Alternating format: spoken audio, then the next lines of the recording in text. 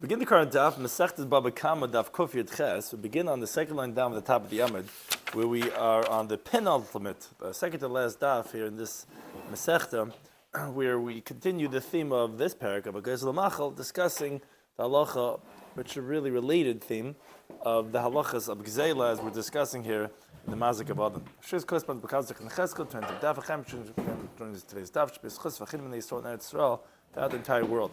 So discussing today's daf are the first mission to discuss is Hagoizles Chaveira. So if someone steals from his friend, or Shehilvim or we borrowed from him, so it's really one of the cases, like a little bit parenthetical, or Shefkedloy, or he gives him a deposit to watch B'Yishuv in the settled area. So when he has to do the hashava, which whether it be hashava zakzela or returning the deposit, whatever it is, he doesn't give it back to him in the desert. He gives it back to him in the settled area. The next mission discusses also a related idea about owing, and Gzeila is one of the cases of owing. Someone says to his friend, Gizaltich, I stole from you, Hilbisani, I borrowed from you, you gave me a deposit. Now, I don't know if I returned it to you, so again about the hashava, or maybe I didn't return it to you, then he's obligated to pay, and the Gemara is going to explain a related machlekes amaram regarding when you're a shema and he's a bari. The next mission discusses if someone steals a lamb from a flock and he returns it, and then after he returned it already to the owner, it dies or it's stolen, he's still going to be responsible for insurance, and the Gemara is going to explain, which relates to the idea of loyod bailam. Let's say the owner don't know. They didn't know it was stolen, they didn't know it was returned, but they counted in Shloimy, then they say, okay, then it's going to be pater, but there's going to be four different opinions in the Gemara how to explain Hariyesh Kandas Bailam, that if the owner knows about it, does that make it better? Does that make it worse? What type of hashava do you have to do to be considered that you returned it and you're not going to be liable anymore for any more responsibility? So we begin the current daf Kufiyat Ches, second line down at the top of the Yamid. Says the Mishnah again, continuing on this theme of Gzeila, Hagoizles Chaveira. We're here, it's really just one of the variables of the idea about returning something. So if someone steals from his friend, or he borrowed from him, or he gave him a deposit to watch, gave him a cheesecake, says, here, do me a favor, watch this for me. And he gave it to him b'yishuv, he gave it to him in a settled area, in town. So lo yachzli b'midbar, he's not allowed to give it back to him in the desert, meaning if the claimant is not claiming it in the midbar, he can't force him, here, I want to pay back what I owe you, or here's the thing you asked me to watch, to give it to him in the desert, because, says Rashi, that's not a makom of shiur. That's not a place where things are protected. Don't give it back to me now over here, and you have to give it back to me in the yishub in town.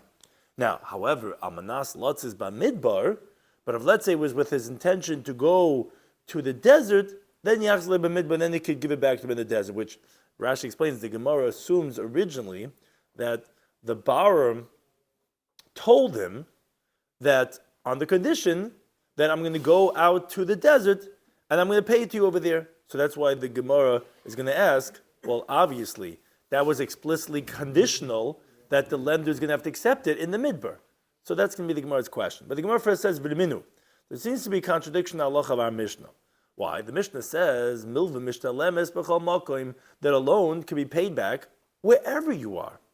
In contrast, Avedu Pekadin, a lost object or a deposit, that could only be paid back in this place because that's the object itself. That's the guy's, he lost that object, it's the deposit he asked him to watch. That's only in its place. But regarding money, which a loan, where people have money anywhere, that you could pay back anywhere. So that contradicts our Mishnah, which said that, no, a loan is one of those things that you have to give it back by Yishuv. So Abai says it's not difficult.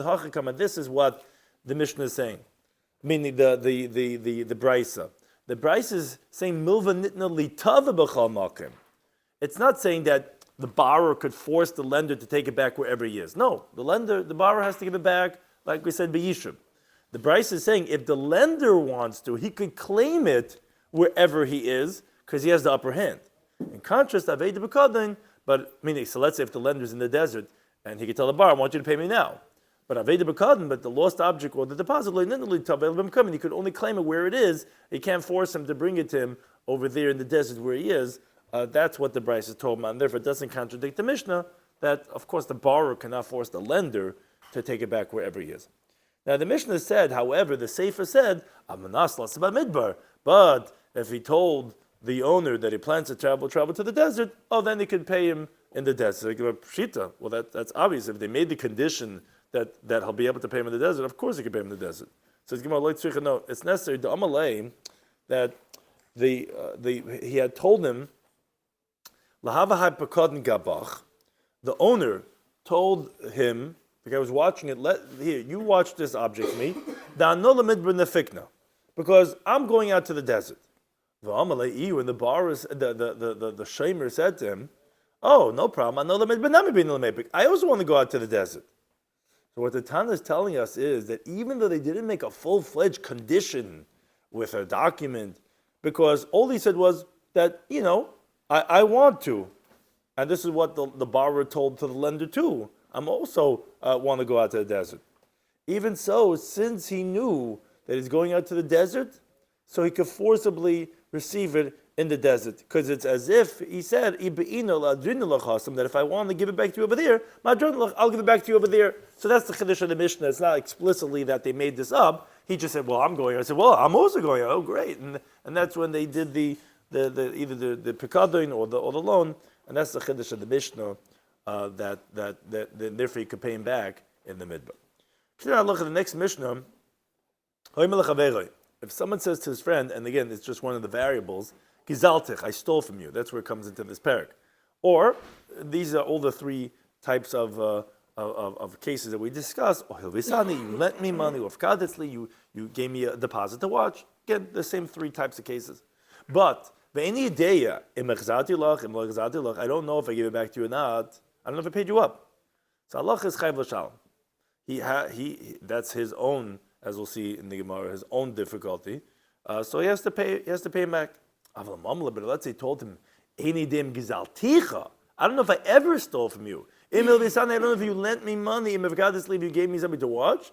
Then he's exempt from paying. That's different than the case of the ratio where he knows he was lent, he knows that he stole, he just doesn't know if he paid back, then you chay. But if I don't know if it happened in the first place, then he'll be patur to pay. Now the Gemara brings a machlekes amaram that's brought other places in Shas, Ksubas, Bamitzia, Basra, that relates to the halacha of our Mishnah. Itmar we learned.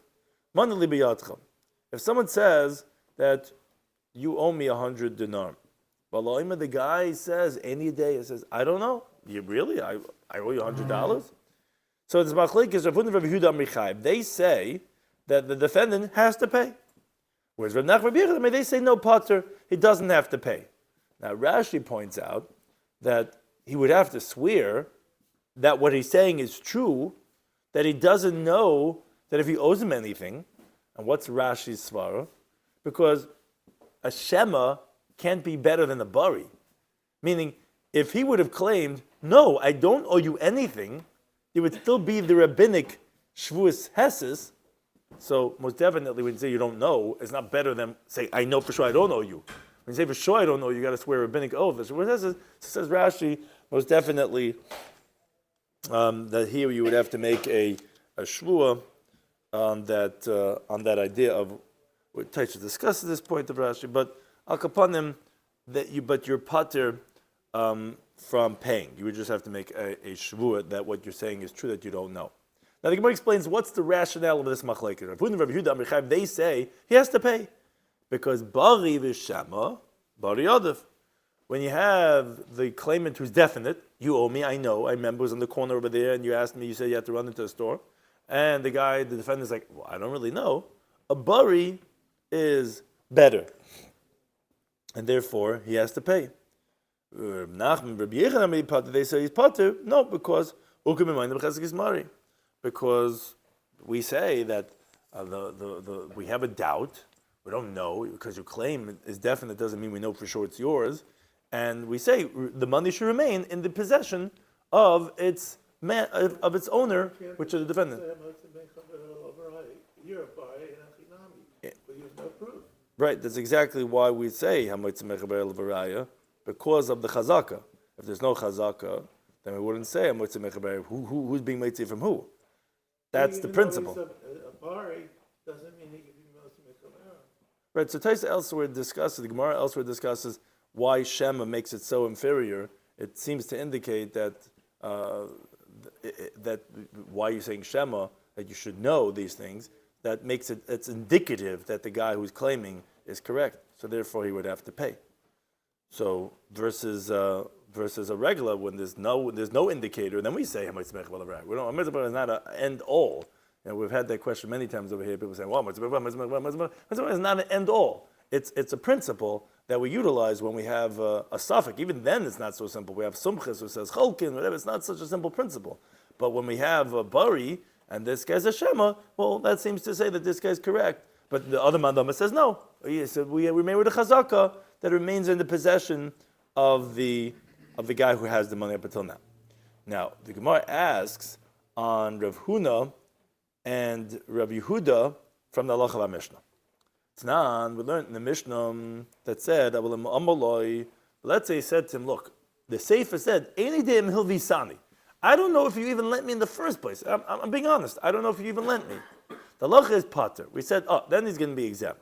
Says he, well, wait a second. What's the case talking about? If the guy who he's talking to is not claiming the money, the guy's not saying, I lent you money. So if that's why you're pater, okay. But then Reisha Namid lo ketavale. That means to say that in the ratio, when the guy says, you did lend me, I just don't know if I paid you back, must also be talking about that. The guy's not claiming. I said, I don't know anything about that. Okay, fine. You say that you lent from me. Could be. But then am I chayiv? Why is he chayiv when he says, I don't know if I paid you back? Who's claiming? No one's taking you to court. No one's claiming anything. Why are you chayiv to pay? So rather says the Gemara, obviously the katavale must be talking about that, no, the guy is claiming the money from him. He's saying that you stole from me, which is a tainis bari. The guy's making a claim. And still look at on the Sefer, we learned in the Sefer that if the guy says, no, I don't know if I stole from you, Patim L'Sham is exempt from paying. Wait a second. This is exactly the machlekes we just had of the Amiram. And if we just said that you would be chayiv to pay, because here he's saying, I don't know if I stole. I don't know if I borrowed. And the guy said, no, the guy's making a claim. We just proved from the ratio must be talking about the guy's making a claim. And we see a pater, but didn't you say Bari B'Shem, the Bari Adaf, and that you would have to pay? So that's not true. The truth is, the guy is not claiming that he lent him money. So wait, then we have a difficulty. That makes sense for the Sefer that you're pater. Then what do you do for the Veresha? We said, why would you have to pay? Even if you're saying, yeah, I know you lent me money, I just don't know if I paid you back, but no one's claiming any money from you. That's Babal Lotzadei Shemaim. That's when the guy wants to fulfill his heavenly obligation. That since he's admitting that for sure he stole, he's not fulfilling his chivudei shemayim until he does a hashava, until he does a return. So what about the Sefer?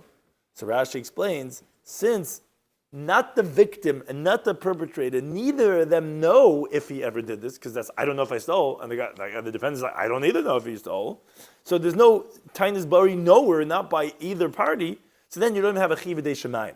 At least in the case of the Reisha, where you have at least the guy's making a definite, at least the guy knows he stole, so he just doesn't know if he paid it back, so then you have a chibudei shemayim to do hashava. But in the Sefer, you don't even know if he even stole in the first place. And the defendant doesn't either know, because we're talking about where the guy's not being tereya, then you don't even have a chibudei shemayim.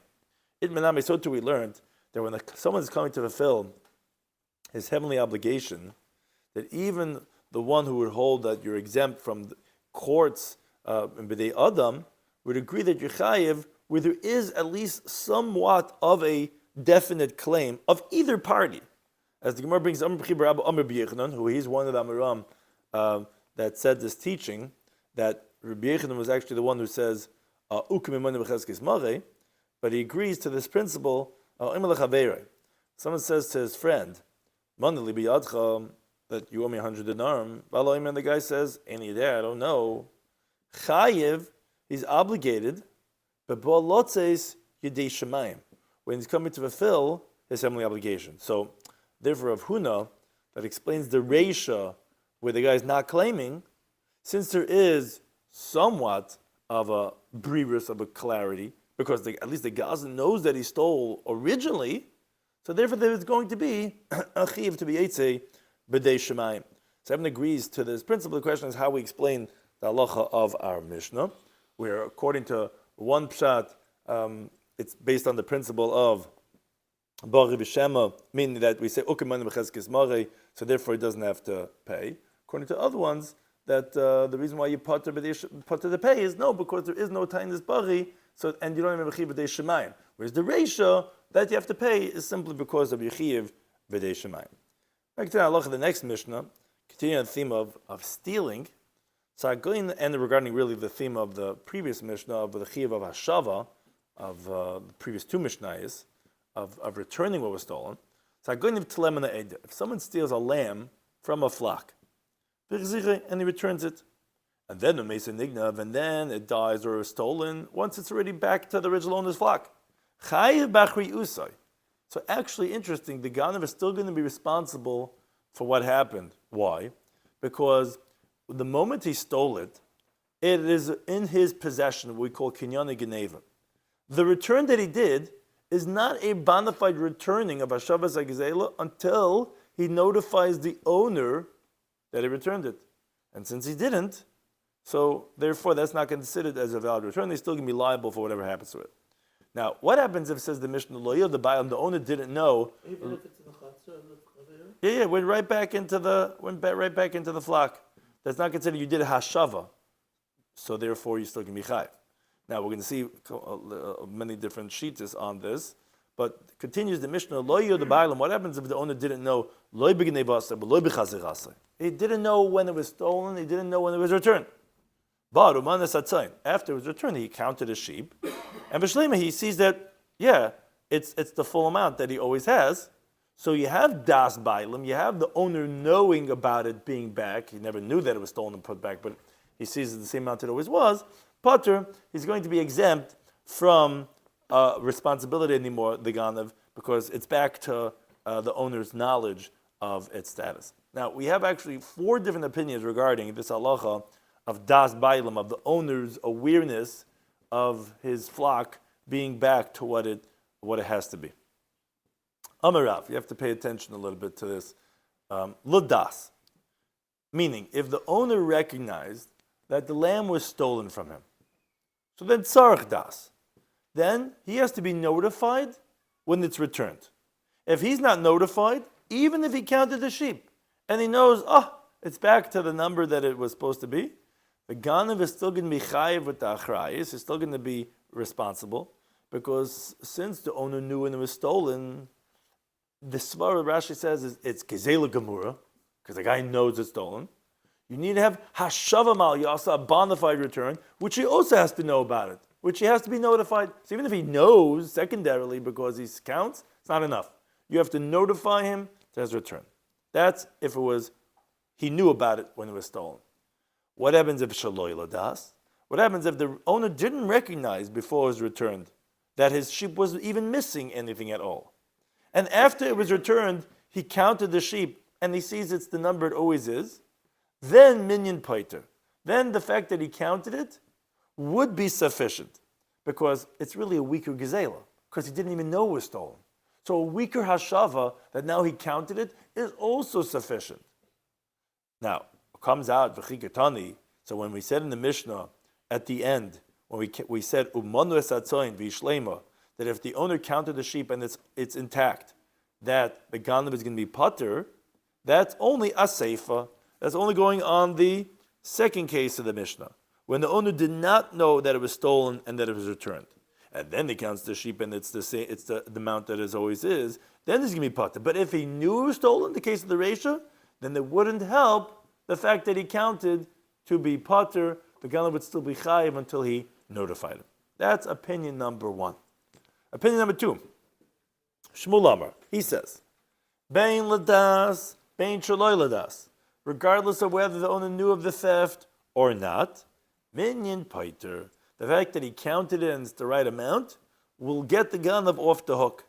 So it comes up a chikatani, according to Shmuel, when the Mishnah is ruling that manoi v'hi shalema pater, that if the owner counted it and it's the right amount, that the ganav is going to be exempt, is going akula, is going on both cases of the Mishnah, whether he knew or whether he didn't know. And that's the understanding how you're supposed to read the Mishnah. If someone steals a lamb, and the case of the Reisha, where the owner recognized and they knew that it was stolen from him, and it says in the Seifo, and he didn't know, so the inference is the Reisha is that he did know, and then the Ganav returns it and he dies, so he's going to be Chayv and Achrayis. So too, when the owner did not know that it was stolen and returned, the Ganav is also going to be Chayv. But if he counted the sheep and it's Shlema, then there's going to be Pater. That's whether the case of the Reisha that he knew it was stolen, whether the case of Sefer that he didn't know. Either way, the minyan is going to be sufficient according to Shmuel. That's opinion number 2. Opinion number 3. Rabbi Yochanan Amar, he says, Ladas, if the owner knew of the theft, minyan pater. The fact that he counted it alone is sufficient, because minyan is considered a complete hashava. Even for a bona fide geneva, which we said the guy knows about it, that's a real gezel. Just the fact that he counts is okay. He knows. You have to tell him. You have to knock on the door and say, hey, buddy, I returned it. He counted. He knows it's back. Shaloi ladas, if the owner did not know of the theft, then he doesn't even have to know that the number is back to what it always was, because he didn't know it was stolen. So it doesn't have to know that it was returned. It's a weaker gezelit, and he doesn't have to have even das at all when it's returned. So it comes out according to this, according to Rabbi Yochanan, when the Mishnah ends off by saying that there's a patur of counting the sheep and that you find that it's intact, that's actually going areisha. It's going on the first case of the Mishnah. So when the Mishnah says hagoyin of tleh, someone steals a lamb, which is that he subsequently found out about it, and then you return it, okay, you're chayav and achrayis. That's where the owner didn't count and know that you returned it. But if, let's say, the owner didn't know that it was stolen or returned, then you don't have to have him counting it. Or, if he counted it, even if he did know about that it was stolen, you're going to be pater. That's what the end of the Mishnah is going on, the case of the Reisha, not the case of, because the case of it doesn't even need to have minyan. Outside of a zone, what is an other applicable case? What? Well, what other type of age utensil would be applicable to such a counting? What do you mean? I mean, money?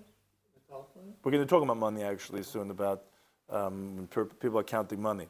But here we're talking about that the guy has his flock. And we're saying the case of the Sefer, he doesn't have to count. He didn't know it was stolen, didn't know it was returned, no problem. But the case of the Reisha is the case when counting is sufficient because, okay, he knows it's back.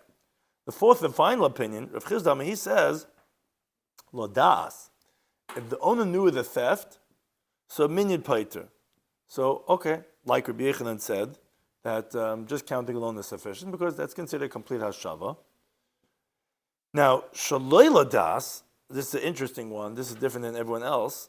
If he didn't know it was stolen, actually, he's being more machmer, as the Gemara is going to ask, which everyone else up until now was more mekel by shaloi ladas, because it's a shvacha geneva, so a weaker hashava is enough. No, he says tzarach das.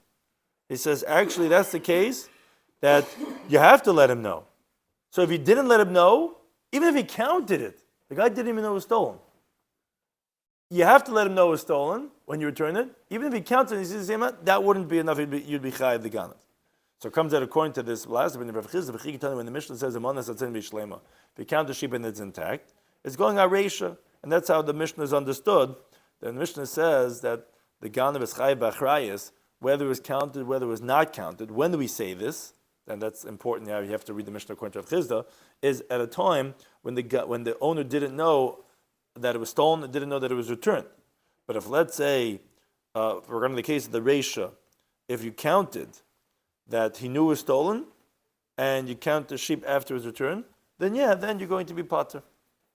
That's the 4 different opinions in the halacha of our Mishnah. Now, Rabbi asks on this last opinion, as we continue to base, my time with Rav Chizdam.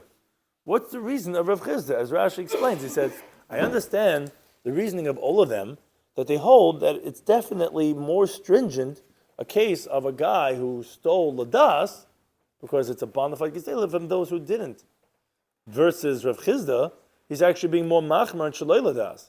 And moreover, the Mishnah is easier to explain, according to them, than Rav Chizdam. So why is Rav Chizdam coming up and saying this interesting way of being more machmer by shaloi ladas? Says the Gemara, I'll tell you why. Nagrib bariyasa.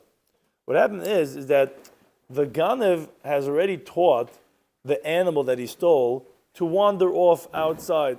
because he stole it. It was outside of the flock. Now it has to be protected more. And since the owner doesn't know, he's not going to be able to be careful. But if he knew that it was stolen, and now he just counted, that's such a chizuk, that would be pata, because he recognizes that it was stolen and it was returned, and now he'll be careful. But when he didn't know it was stolen in the first place, it's not enough that he counted, because he didn't know that this animal had wandered off because it was taken by the ganavim. And therefore you have to let him know so that he can be careful. And that's the reasoning of Rav Chisda's opinion. Now, says the Gemara, this was Rava who just explained this. Says the Gemara, did Rava really say such a thing as he explains Rav Chisda? But Rava says, if someone sees his friend, the agva imra meidra didei, that he picked up a lamb from his flock to steal it, and he screamed at him, and he dropped it. Now, he doesn't know if he returned it or not, if it came back or not. And then ultimately that sheep ended up dying or getting stolen. That Ganev is responsible for the insurance.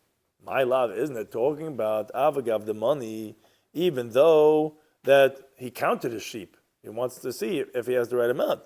But obviously we see that even though it was lodas, because here he sees the guy stealing it, you need das, meaning he has to be notified, and it's not enough that he counted, he has to be notified that it was returned, which is like Rav, and that it's not enough to just count. So, but didn't he just explain Rav Chisda that it's enough with minyan? Says he, no, it's talking about delay money. The guy didn't count. But if you're right, if he counted a sheep, then actually you would be potter. Now, did Rav really say this teaching that we quoted from him on Amid Aleph? Rav was quoted as teaching that ladas you need das, and shaloi ladas minyan is paiter. Says the Gemara, but Rav had said, if someone returned it to the flock that the owner has, shebe midbar, he has a flock out in the desert. If he returns it to that flock, Yotze has fulfilled his obligation. Now, even though if it's in midbar, this flock, that means the owner doesn't have no das that is returned, because it's out somewhere in the boondocks, and he doesn't have even minyan, because he can't count it, it's out in the desert, that's not where he lives. But Rav, we quoted him in Aleph, the first opinion, holds it's not enough with any one of those without that. Meaning, either case, when it was stolen the das, he says you need das. Shaloi the das that was stolen, at least you have to have minyan. But not having no das, not minyan, none of the cases, not when you steal ladas, not when you steal shaloi ladas, is it going to be affected. But how could he say if you return to the guy's flocked in the midbar, it's going to work if you don't have either one of those? So Mabchanan Bar Abba says, Rav agrees, bidkoi asa, by a spotted lamb, which that lamb is recognizable when it's stolen. And it's recognizable to the shepherd in the desert when it's added onto his sheep that he's taking for the owner. So even if you don't count, and in Bishra, even if you don't have Yediyah that it was returned, you know that it was returned. Because everyone knows how this one Waldo sheep looks like. And therefore, that's why Rab says that you can return that even to the Eider Shabbat Midbar. But says about Lemikatanoi, let's say this concept that we're discussing over here is a machlekes Tanoi. How so? So there's a brayso like this that says, if someone steals a lamb from a flock, or v'selam in a kiss, a coin from a purse, so lamokim shegana v'yavs divrei Rabbi Shmuel. Rabbi Shmuel says that you can return it to the place where you stole it from. Rabbi Kiva says, no, it's not just enough to return it. Tzarich das bailim. You have to have the owner's awareness. Okay, so the Gemara explains a few different ways how to explain this machlekes. So they thought that the Kuli Amma, that everyone holds that Islu Rabbi Yitzchak, that we hold of what Rabbi Yitzchak's teaching is. Rabbi Yitzchak teaches that Adam Asu Lamashmash Bekisa B'Kol Shah. A person is always feeling for his wallet at all times.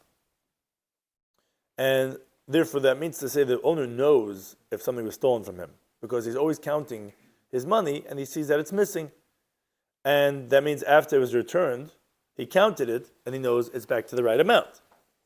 Now, my love, isn't it talking about Besela Lodas? that they're disagreeing about a case when the owner knew that the money was stolen. So what's the machlekes if you could just put it back into his wallet or you have to let him know? Ubeplukta de Rabbi Shmuel. And it's in this machlekes of Rabbi Shmuel that we had on Amud Aleph. Rabbi Shmuel, who says that, yeah, you could put it back right there in his wallet, right where you stole it from.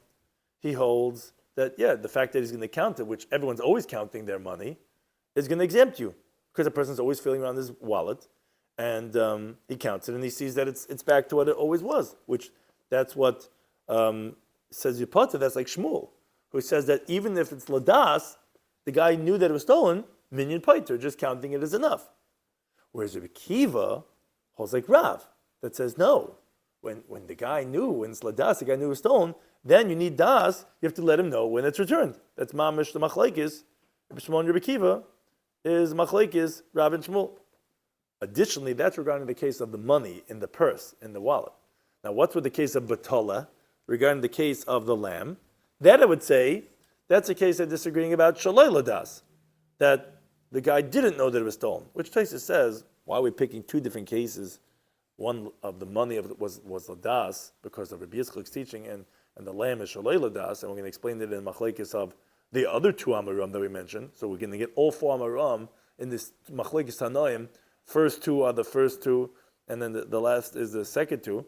Because Tosfos says very simply, he says regularly by a person knows that it's stolen because the person's always feeling around his wallet. But by lambs, it's very normal. The guy doesn't know. He's not counting his lambs every day. Only when he goes to sleep at night, then he's counting his sheep. But so therefore, that's why Tosfos says we're talking about two different cases. But be that as it may, but by the lamb you could say that it was stolen shaloi ladas, without his awareness, or and that's machlekes of the second two amiram. We had four amiram. So regarding the case of the money in the wallet, that's the first two. That's Rav and Shmuel, and then by the case of the lamb is the next two amiram. How so? Like Rashi explains. According to Rabbi Shmuel, that he says you could just put the lamb back to the place that was stolen from. That's like Rabbi Yechanan, who says that when the shaloi ladas, when the guy didn't know, that you don't even have to have him count it, and that's okay. So you can just put it back. Whereas Rabbi Kiva is like Rav Chizda, who says that no, to the contrary, when the shaloi ladas, it's worse off. You actually have to have das. He has to be notified. So similarly, this four-way machlekes amaram are all included, all four opinions in the machlekes Rabbi Shimon and Rabbi Kiva in these two cases of stealing money from a purse and stealing a lamb from a guy's flock. So the Gemara says no. That was approach number one. How the Gemara says, Amar Rav Zvid Mishmei Derava, and that's actually approach number three in a way because that was two different machlekes and of what we said in the two cases, which we wanted to say one is one and the other one is the other one. So the Gemara says no. Amar Rav Zvid Mishmei Derava, he's explained the case of the lamb. He says, and the gear says actually begoyniv mishras bailam, or some of the gear says b'shay mishra ganav mishras bailam. But what does this mean? So the truth is, no. When you steal from the owner's possession, which is the classic interpretation, no one disagrees. Like he explained the reason that we're actually going to be more machmer when we're shaloi ladas because you train the animal to go out, and therefore he has to have awareness when it's returned. So that's not what they're disagreeing about, because everyone agrees, Rabbi Shimon and Rabbi Kiva, to the opinion of Rav Chizda. So by the case of the lamb, of course you would have to notify him. So why is Rabbi Shmuel saying that it's enough just to return it? That's regarding a different case. We're talking about where the guy who was watching it for you, he stole it from himself. Meaning, he wants to let himself off the hook from the owner by claiming it was stolen or lost. But really, he took it himself. And everyone holds like Rav Chizda that says that when the Shaloi Midas, where here the owner doesn't even know that the Shemer took it because it's by the Shemer the whole time, that he needs das. He has to be notified that it's returned.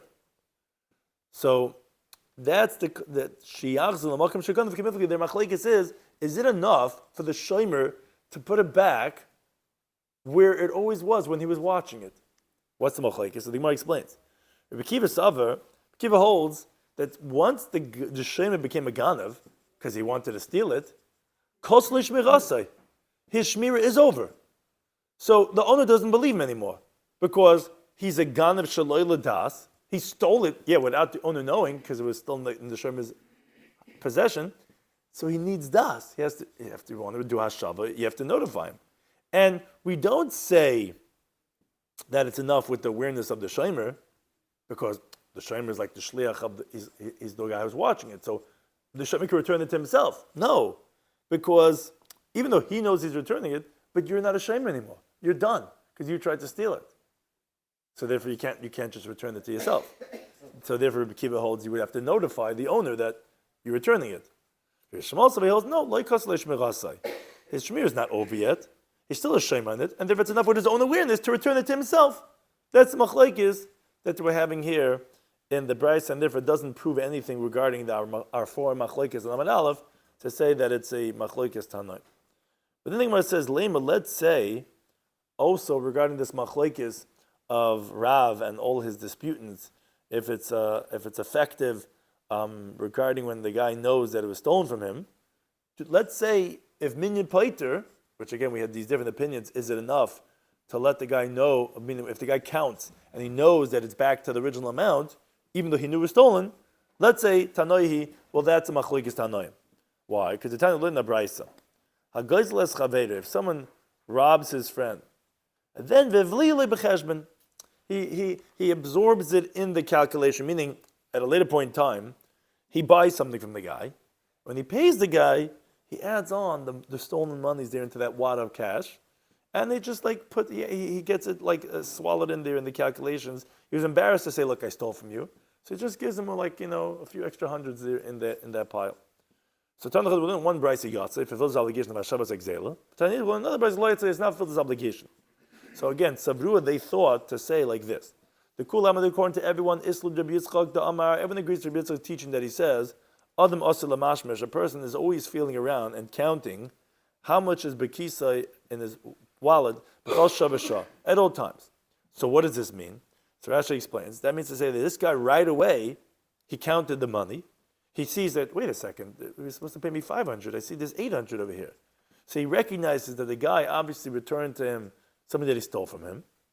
So what's the machlokes if he's yoitzer or not hashavas gzeila? My love isn't the Bava Kama Daf. They're disagreeing regarding this principle of if minyan paiter, which was the theme that we had this machlokes in Amad Aleph. The mandam yotzer, according to one that says that he yoitzer sav minyan paiter, says the fact that he counted is enough of a hashava, even when you knew that it was that the guy stole from you. Just counting now, you know it's back to the original amount. Mandam the one that says he's not yoitzer sav minyan paiter, holds that no, counting is not enough. So assuming this concept of minyan paiter is machlokes tanoim. Some of these said no, not necessarily. Israel and Rabbi Yitzchak, if you hold a Rabbi Yitzchak that says you're always feeling around your wallet and you're counting your money, kulam lepligi de minyan paiter. No one disagrees that counting would exempt. Meaning not like Rav. Rav said that it was when it was ladas, you need das. No, everyone would agree minyan is enough. Ella, but Rabbi Yitzchak, but the machlokes is in. Do we hold a Rabbi Yitzchak? Mar, the one who holds that it's a Rabbi Yitzchak, like Rabbi Yitzchak. So we know that the guy is feeling around his money and he's counting, and we know that if you count it, so then minyan is paiter, so you're yitzi yichib. But Mar, the one says you're not yitzi yichib of Hashav unless Rabbi Yitzchak is not holding Rabbi Yitzchak, and therefore we don't have minyan because the guy doesn't know, he's not counting, not always feeling around his wallet and checking up on his Chase bank, checking how much do I have? Well that's different already, but. Maybe with maybe cyber criminals, so you're always counting or whatever, checking. But the person always checking. So that's machlokes if a person does or not. But it could be really that no one disagrees with minyan paiter. Maybe everyone holds minyan is paiter. Question is, but is the guy counting it? Is the guy always feeling around to see if he has? Or a third approach, if you want, you could say actually no. The kulam is Rabbi Yitzchak.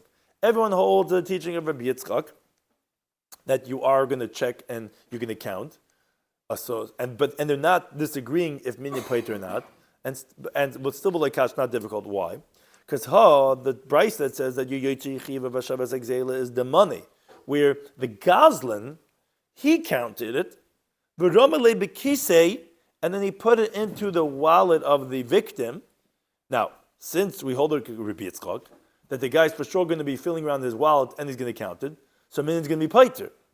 But the Brisa said you're not yoitza. Why you're not yoitza? I thought we hold like Rabbi Yitzchak. He's going to be counting and minyan is paiter, because it's talking about the money where the Goslin counted it v'ramid liyodei, and he put it into the hand of the victim, which Rashi explains. Therefore, we could say that if he put it in his hand, he's going to put it into his box and he's not going to count it.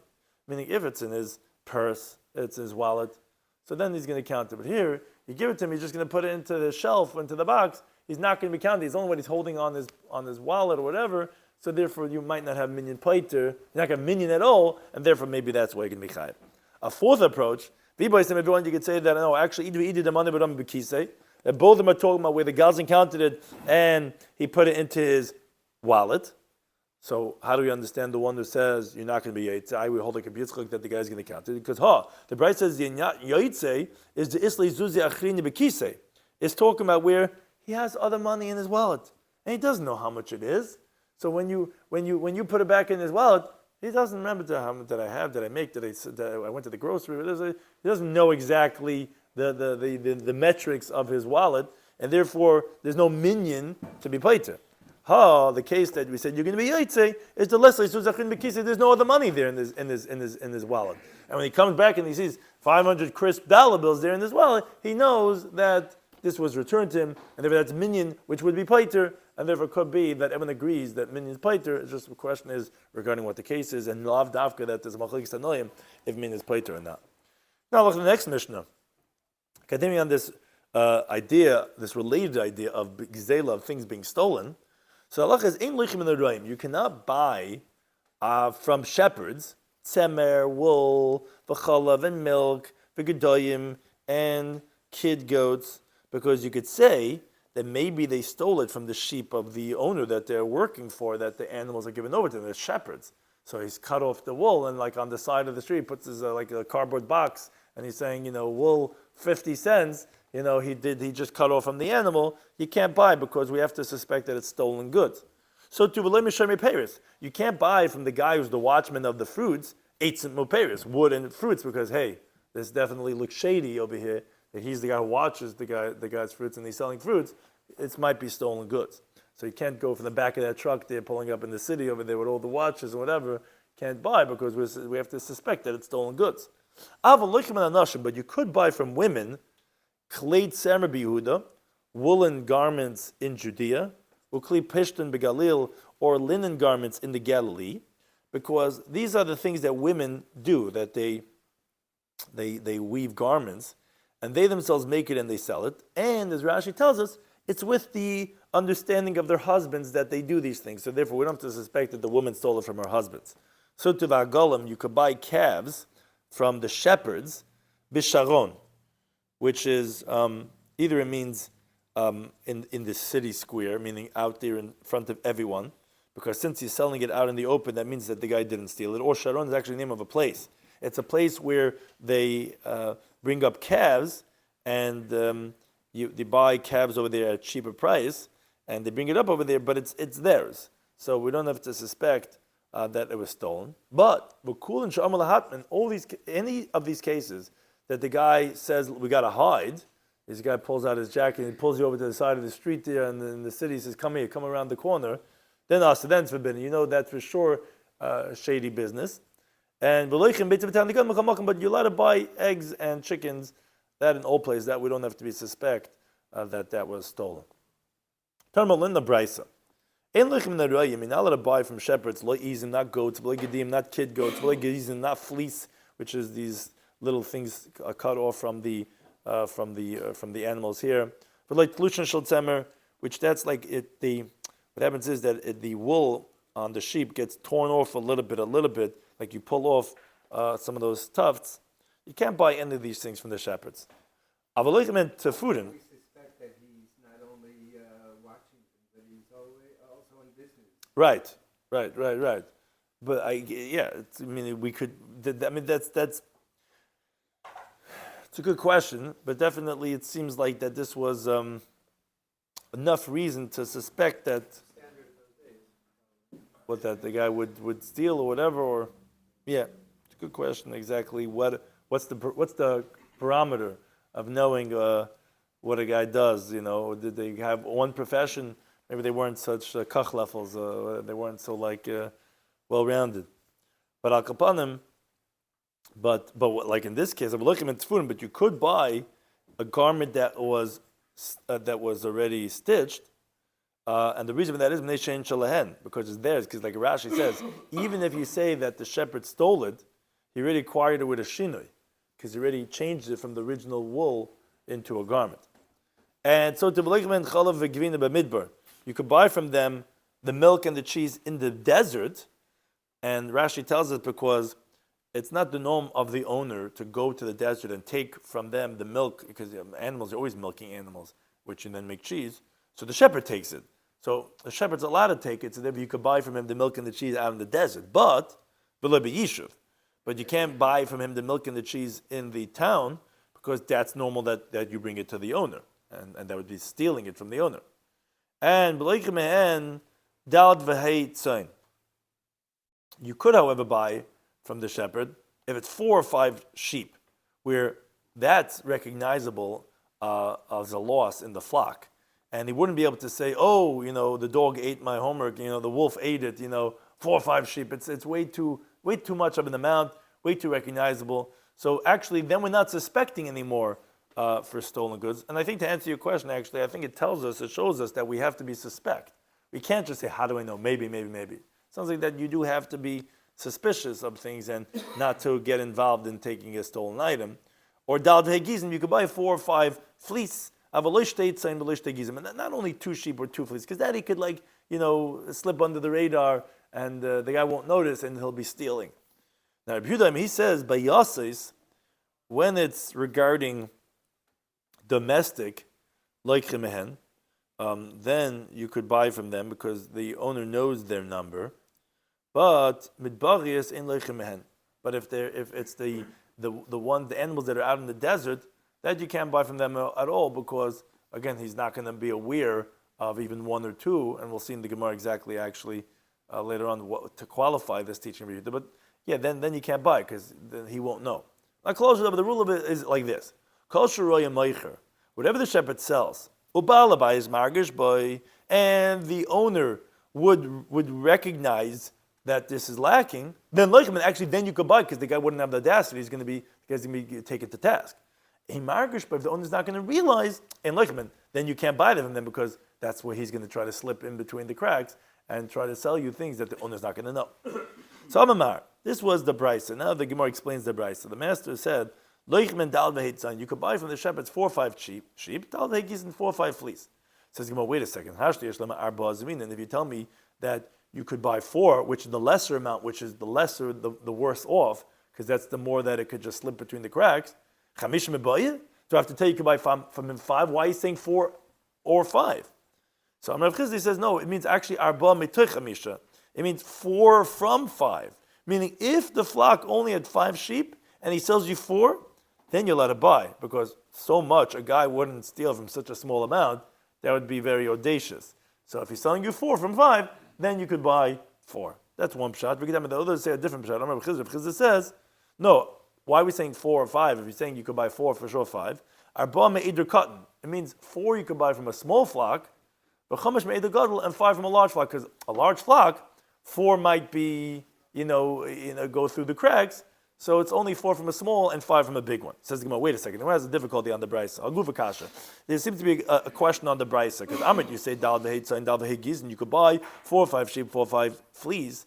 Which sounds like dal v'hein, 4 or 5, yes, whichever pshat we just said. But not 3. But then the words right after it says but not 2 sheep. It sounds like but 3 you could. So there's a contradictory inferences on that. So the Gemara Loikash is not a difficulty because habevar yasa.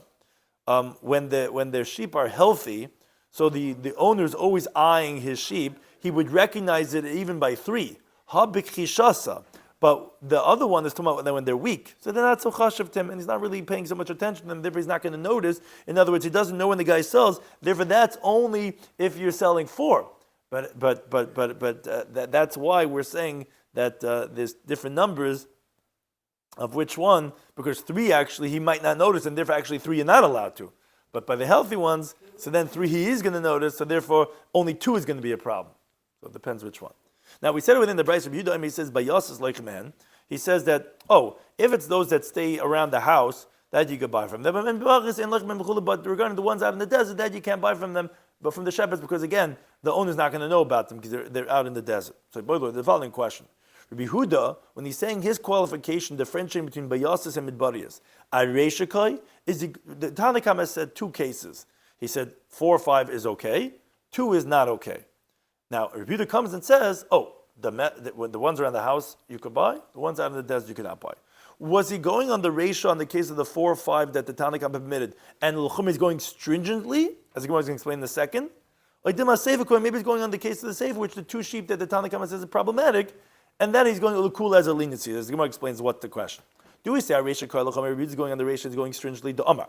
Tanna Kama said, Lo Yichem Bava Kama Daf. He said, 4 or 5, that's recognizable. That you could buy from the shepherd. That's for sure he has permission to sell, because or else the guy would be caught, red-handed. On that, Rabbi says, no. Hanamila Bayas that we only said if it's those which are around the house, which he'll know. Amidbaris, but those in the desert, no, even 4 or 5 not, because the guy's never going to know about it because it's out in the desert. So is that what he's going on? He's being stringent?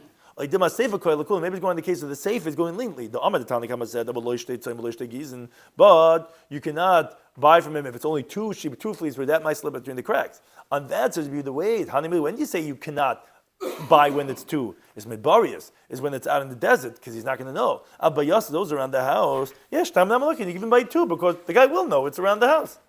So which one is it? Says Tashmat's being a right the time we learn the Braisa. Pidami says, Loichim Bayasas men, you could buy from the shepherds those which are around the house, but Ve'in Loichim and midbarius, you cannot buy the ones that are out in the desert. Now, and whichever one it is, you could always be Loichim and Bava Kama Daf, you could always buy if it's 4 or 5 sheep.